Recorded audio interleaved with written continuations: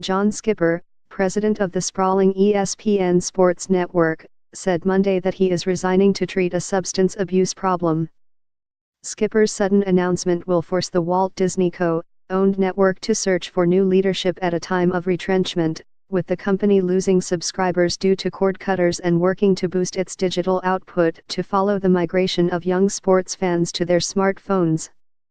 The 61-year-old executive, who has worked at ESPN since 1997 and has led the company since 2012, said he's struggled for many years with substance addiction but gave no details of his specific problem. He said he had concluded that now is the time to deal with it. I come to this public disclosure with embarrassment, trepidation, and a feeling of having let others I care about down, he said. As I deal with this issue and what it means to me and my family, I ask for appropriate privacy and a little understanding. The sports network said Skipper's predecessor, George Bodenheimer, has agreed to serve as acting head of the company for the next 90 days. Disney co-chief executive Robert Iger said he wishes Skipper well during a challenging time. I respect his candor and support his decision to focus on his health and his family, Iger said. There was no public indication that this was coming.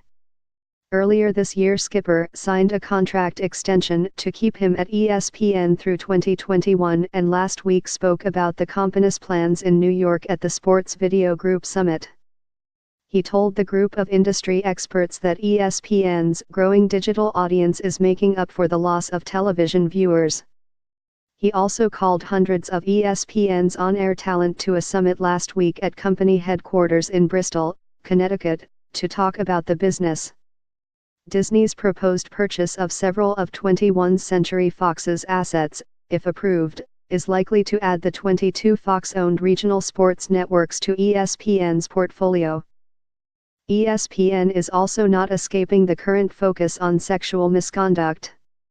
ESPN quickly canceled a show earlier this year produced in partnership with Barstool Sports after some questions were raised about content, and the Boston Globe reported last week about several current and former network employees describing a locker room culture at the network that is hostile to women.